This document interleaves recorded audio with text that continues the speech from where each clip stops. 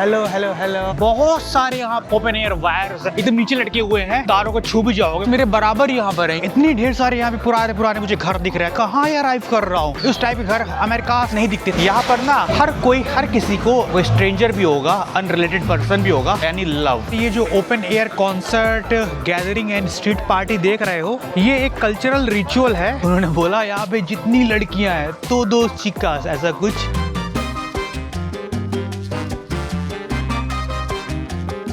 लगभग 8 साल से ट्रैवल करने के बाद और लगभग 5 साल से ऑलमोस्ट फुल टाइम ट्रैवल करने के बाद मैं आज फाइनली जा रहा हूँ अपनी कंट्री नंबर 100। सो गाइस, आप लोगों का एक नया व्लॉग में स्वागत है। मेरा नाम है तोरवशु। अभी मैं हूँ Caribbean country Antigua and Barbuda में, जो कि कैरिबियन के लेसर एंटिलीज पार्ट में आता है। पिछले कुछ दिनों से मैं कैरिबियन के इस पार्ट में ही ट्रैवल कर रहा था और फाइनली अब ये पार्ट ऑफ कैरिबियन छोड़ने का टाइम आ गया है। आज मैं जा रहा हूँ एक नए देश जिसका नाम है डोमिनिकन रिपब्लिक। कैरिबियन मोटा मोटी डिवाइडेड है दो पार्ट में, लेसर एंटिलीज जहाँ पे सारे छोटे छोटे आइलैंड कंट्रीज है, दूसरा पार्ट है ग्रेटर एंटिलीज जहाँ बड़े बड़े कैरिबियन में आइलैंड कंट्रीज है। उसके अलावा बहामास भी आता है कैरिबियन में, जो कि इन दोनों पार्ट के बाहर है। तो आज मैं जा रहा हूँ Lesser Antilles part of Caribbean से Greater Antilles part of Caribbean.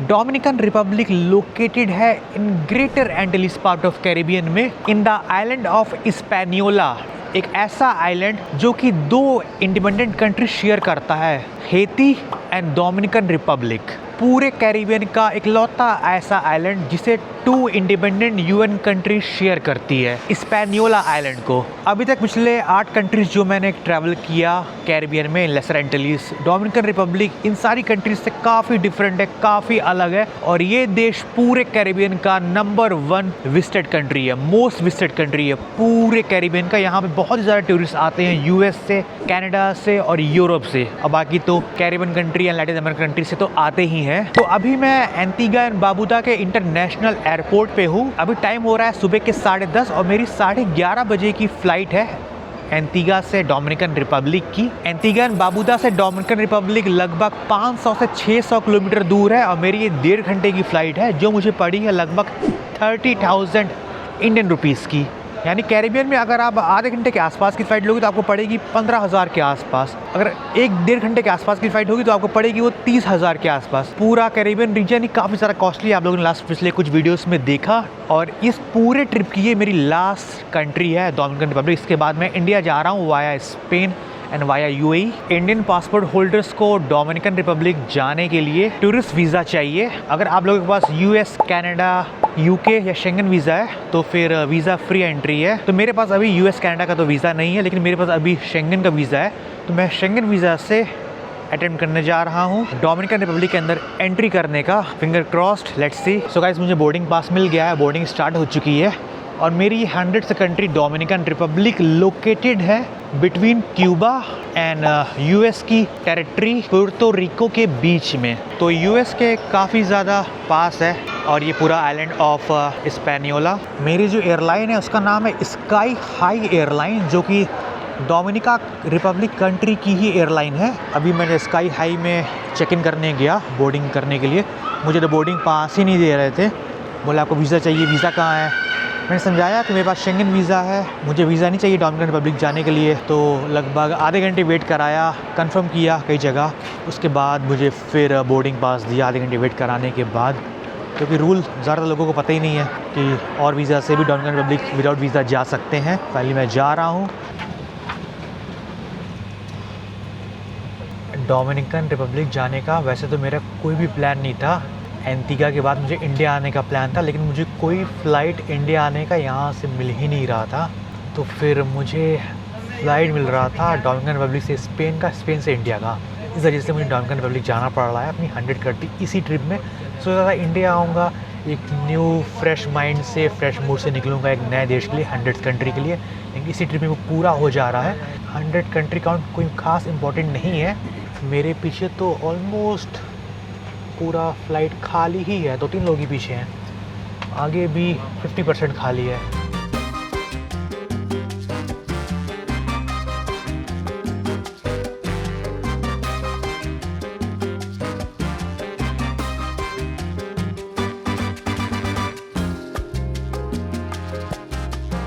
So guys, flight तो 1.5 घंटे की थी, लेकिन यहाँ पहुँचने में 2 घंटे ले ली। अभी हम लोग क्यूबा और पोर्टो रिको के बीचों बीच है, यूएस से बहुत ज़्यादा दूर नहीं है। अपने 100th कंट्री में एंट्री करने जा रहा हूँ इंडियन पासपोर्ट से with the help of Schengen visa. इस देश का मेरे पास वीज़ा नहीं है।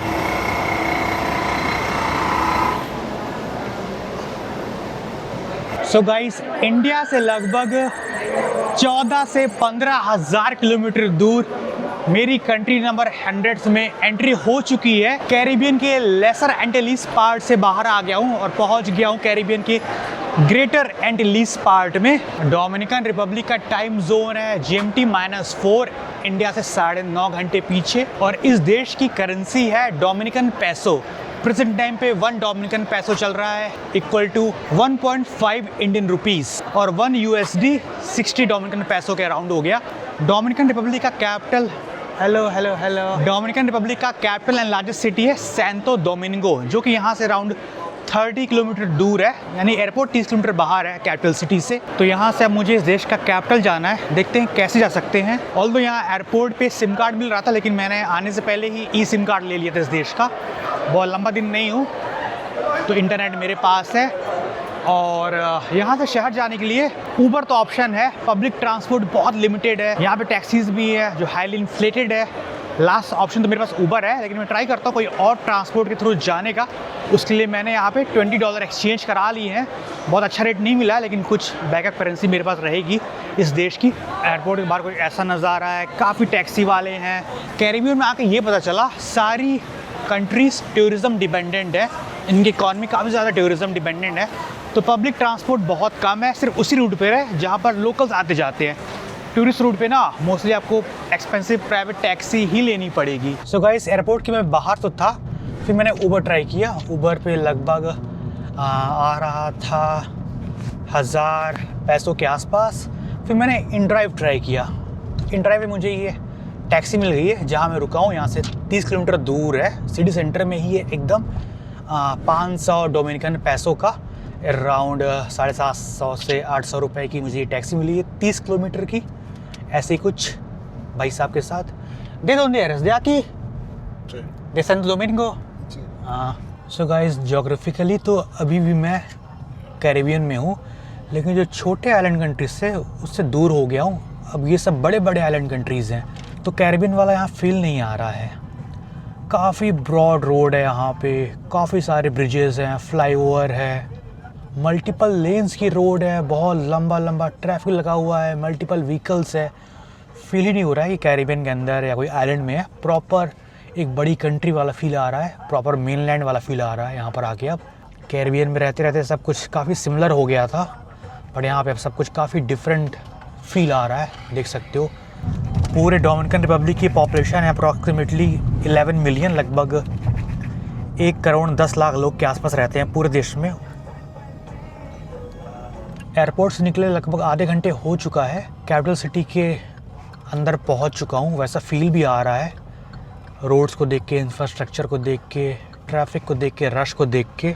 ये सैंतो डोमिंगो सिटी ना, जो देश का कैपिटल है, पूरे कैरिबियन का लार्जेस्ट मेट्रोपॉलिटन एरिया है बाय पॉपुलेशन, जिसकी पॉपुलेशन है अप्रॉक्सीमेटली 4 मिलियन। सो गाइस, जहाँ मैं सैंतो डोमिंगो सिटी में रुका हूँ वहाँ पहुँच गया हूँ और अपने होटल में चेक इन करके अभी मैं निकला हूँ इस शहर को एक्सप्लोर करने के लिए। कुछ ऐसा शहर है, कुछ ऐसी लोकेलिटी है मेरे होटल के बाहर जहाँ मैं रुका हूँ। ये देखिए, बहुत सारे यहाँ पे ओपन एयर वायर्स है। ये देखिए, एकदम नीचे लटके हुए हैं, हल्का सा उछलोगे तो तारों को छू भी जाओगे। पूरा इलेक्ट्रिसिटी वायर है, ऑलमोस्ट मेरे बराबर यहाँ पर है। ये देखिए, ऐसा कुछ। ये सैंतो डोमिंगो सिटी पूरे अमेरिकास की ओल्डेस्ट यूरोपियन सिटी है, जिसको first major European settlement in the new world बोला जाता है। ओल्ड वर्ल्ड हो गया पूरा एशिया, अफ्रीका, यूरोप। जो न्यू वर्ल्ड है वो पूरा अमेरिकास है, क्योंकि अमेरिकास काफ़ी लेट में डिस्कवर किया गया वेस्टर्न्स के लिए। जब यूरोपियंस यहाँ पहले पहुँचे तो पूरे अमेरिकास को न्यू वर्ल्ड कहा जाता है, एटलीस्ट यूरोपियंस के लिए या वेस्टर्न्स के लिए। तो ये capital Santo Domingo oldest permanent European settlement in entire Americas है, फाउंडेड इन 1498। 500 साल से भी ज़्यादा साल पहले ये सिटी फाउंड किया गया था क्रिस्टोफर कोलंबस के भाई के द्वारा, बार्टोलोमे कोलंबस के द्वारा। तो आप लोग जानते हो पूरे अमेरिकास में यहाँ पर इंडिजीनियस लोग तो रहा करते थे, यहाँ के मूल निवासी, लेकिन बाकी दुनिया के लिए ये जगह यूरोपियंस द्वारा डिस्कवर किया गया था और पूरे अमेरिकास को यूरोपियंस ने फिर कॉलोनाइज किया, मेनली स्पेनिश ने, फिर पोर्चुगीज ने और ब्रिटिशर्स ने। तो ये जगह एग्जैक्टली ये पॉइंट जहाँ मैं वॉक कर रहा हूँ, एक टाइम पे यहाँ पर क्रिस्टोफर कोलंबस वॉक किया करता था, जिसको पहला यूरोपियन बोला जाता है जो अमेरिकास तक पहुँचा, बाकी दुनिया के लिए अमेरिकास को डिस्कवर किया। तो यहाँ मेरी थोड़ी बहुत लोगों से बात हुई, सब लोगों ने मुझसे सेम बोला कि भाई हमारा शहर पूरे अमेरिकास का, चाहे वो नॉर्थ अमेरिका हो, चाहे साउथ अमेरिका हो, चाहे सेंट्रल अमेरिका हो, चाहे कैरिबियन हो, हमारा शहर ओल्डेस्ट यूरोपियन फाउंडेड सिटी है जो कि परमानेंटली इनहेबिटेड है 500 से भी ज़्यादा साल से। पूरे अमेरिका का ये पहला शहर सैंतो डोमिंगो। तो अभी मैं इसके ओल्ड सिटी में वॉक कर रहा हूँ, जहाँ पर ओरिजिनली ये शहर 500 साल पहले बना था। काफ़ी सुंदर, काफ़ी प्यारा। यहाँ पर ये देखिए बजाज प्लेटिना इंडियन बाइक यहाँ दिखी मुझे। इस जगह से पूरे फिर अमेरिकास को कॉलोनाइज किया था स्पेनियार्ड्स ने। तो यहाँ पर आप जो कुछ भी देखोगे सब कुछ first in the new world है, सब कुछ। ये स्ट्रीट, इसको first street in the new world बोली जाती है। यहाँ पे ये चर्च है, कैथेड्रल है, इसको first cathedral in the new world बोला जाता है। यहाँ पर पूरे न्यू वर्ल्ड का फर्स्ट हॉस्पिटल है, फर्स्ट यूनिवर्सिटी है, सब कुछ यूरोपियंस द्वारा बनाई गई थी। सो गाइस ऐसा कुछ माहौल है। शाम के अराउंड 5 बज रहे हैं, बहुत सारे लोग यहाँ पे स्ट्रीट में हैं। मोस्टली आपको यहाँ पे टूरिस्ट ही दिखेंगे। सामने ये देखिए क्रिस्टोफर कोलंबस का ये स्टैचू है। सेम स्टैचू स्पेन में भी है, मैंने आप लोगों को दिखाया था, शायद बार्सिलोना में था।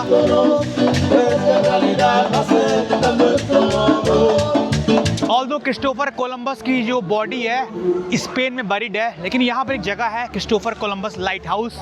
यहाँ के लोग उसको क्लेम करते हैं कि नहीं, स्पेन में गलत बॉडी है, ओरिजिनल उनकी बॉडी यहाँ बरीड है। तो डोमिनिकन रिपब्लिक स्पेन को डिस्प्यूट कर दिया है कि भाई रियल क्रिस्टोफर कोलंबस की बॉडी यहाँ बरीड है, यहाँ पर है, स्पेन में नहीं है। लेकिन फिर स्पेन ने डीएनए से प्रूव कर दिया, डीएनए टेस्टिंग से, कि नहीं, रियल बॉडी क्रिस्टोफर कोलंबस की स्पेन में ही बरीड है। लेकिन यहाँ के लोग मानते हैं कि यहाँ पर है।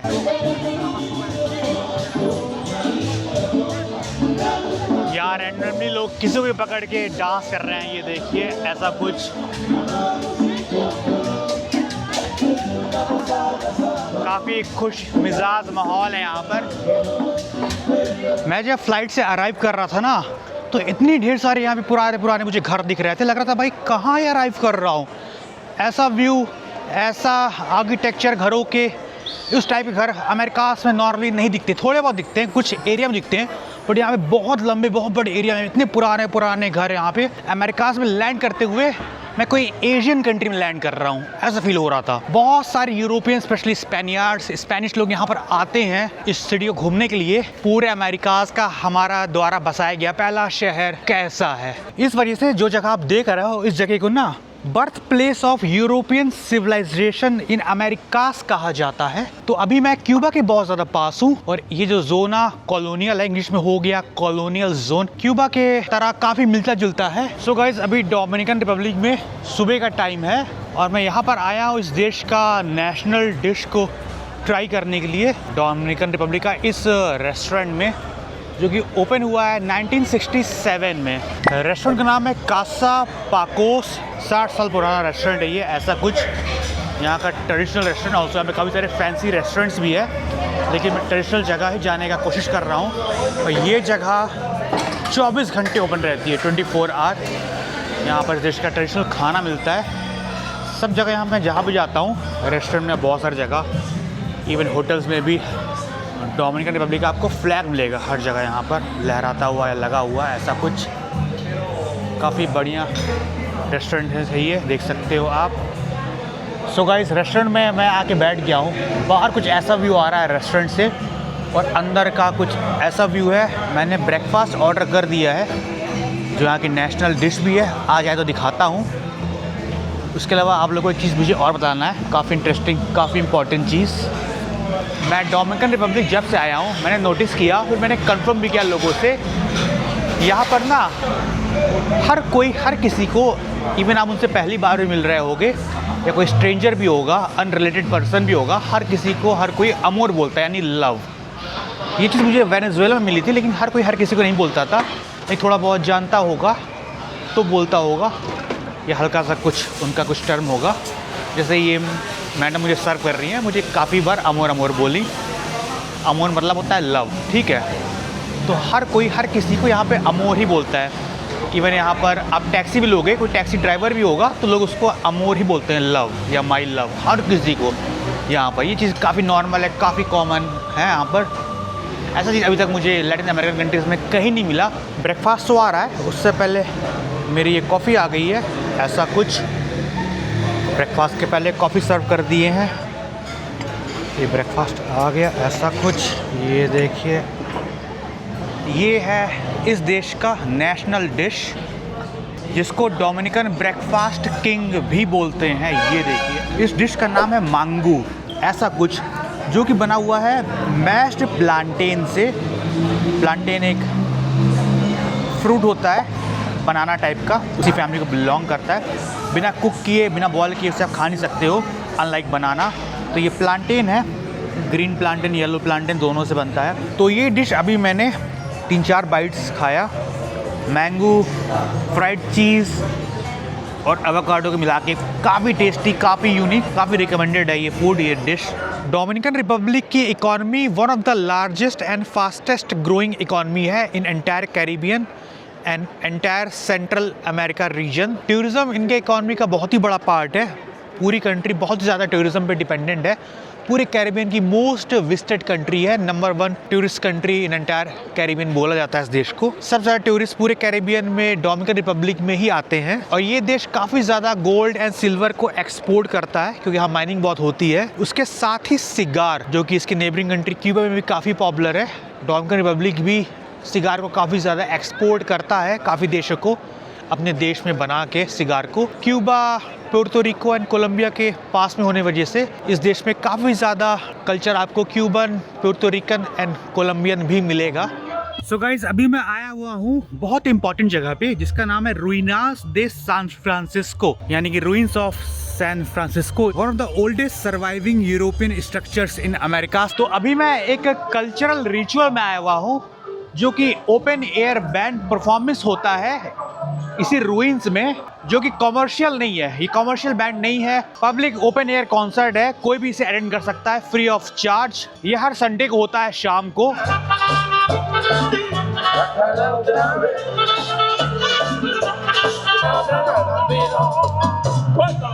सो गाइस, आप लोग यहाँ पर ये जो open air concert, gathering and street party देख रहे हो, ये एक कल्चरल रिचुअल है डोमिनिकन रिपब्लिक का, ना ही कोई कमर्शियल बैंड या कोई कमर्शियल कॉन्सर्ट। ये ओपन एयर फ्री परफॉर्मेंस है। इस पे typical Dominican Republic dance and music होता है, लाइक मेरेंगे हो गया, बचाता हो गया, साल्सा हो गया।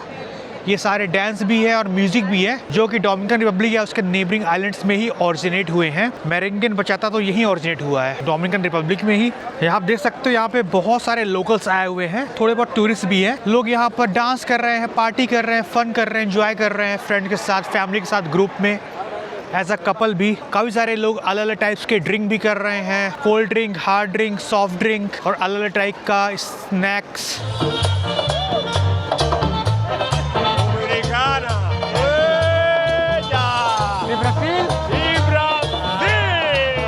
सो गाइस, अभी मैं एक ऐसे आया हुआ हूँ जिसको पूरे कैरेबियन का और पूरे डोमिनिकन रिपब्लिक का best sandwich, juice, shake and snacks shop कहा जाता है, जो कि कंटिन्यूसली ईयर 1956 से ओपन है, पिछले 70 साल से। और ये जगह ऑलमोस्ट 24 आवर ओपन रहती है, 24 घंटे। कभी कभी यहाँ पर बैठने की भी जगह नहीं मिलती है। अभी काफ़ी ऑड टाइम है, उतने लोग नहीं, उतनी भीड़ नहीं है, लेकिन आप यहाँ पे ब्रेकफास्ट और लंच के टाइम आओगे तो लोग यहाँ भरे होते हैं, वेटिंग चलता है बाकायदा।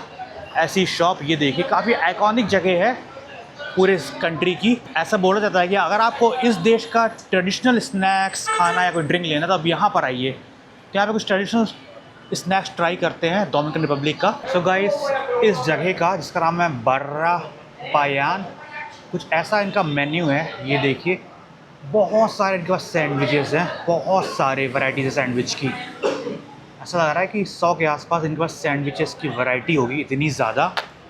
उनके पास जूस भी बहुत सारे हैं, नेचुरल फ्रूट जूस। ये देखिए, मैंने सैंडविच मंगाया है, वो सैंडविच आ गया है। देखिए ऐसा कुछ सैंडविच है। इस सैंडविच है क्वात्रो केसो, 4 अलग टाइप का इसमें चीज़ पड़ा हुआ है, साथ में टमाटर है, लेटस है, एक आध दो वेजीज और होगी इसमें, ऐसा कुछ। ये देखिए, ऐसा ट्रेडिशनल सैंडविच है डोमिनिकन रिपब्लिक का। एक जूस मंगाया हूँ, वो भी आने वाला है। यहाँ पे बहुत सारे जूसेस तो हैं ही, लेकिन मैंने शेक मंगाया हुआ है। ये शेक बना हुआ है ज़पोते फ्रूट से।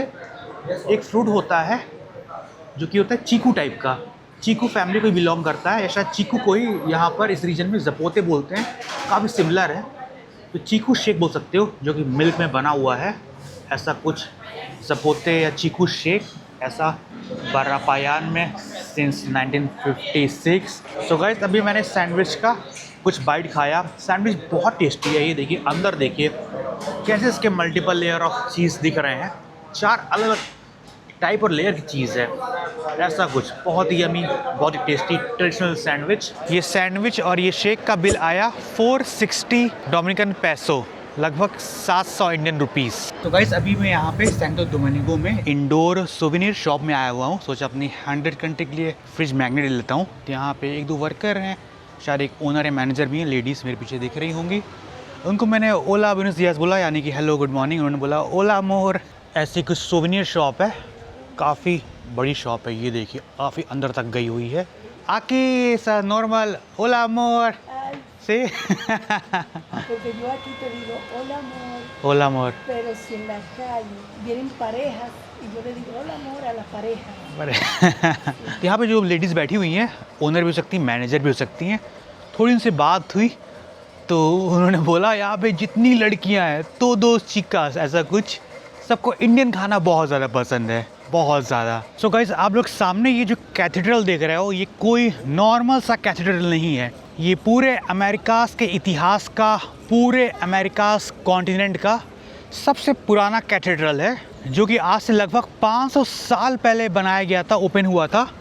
इसको कहा जाता है ओल्डेस्ट कंटिन्यूसली ऑपरेटिंग कैथेड्रल इन एंटायर अमेरिकास। कैथेड्रल का नाम है कैथेड्रल ऑफ सांता मारिया ले मेनोर, ऐसा कुछ कैथेड्रल।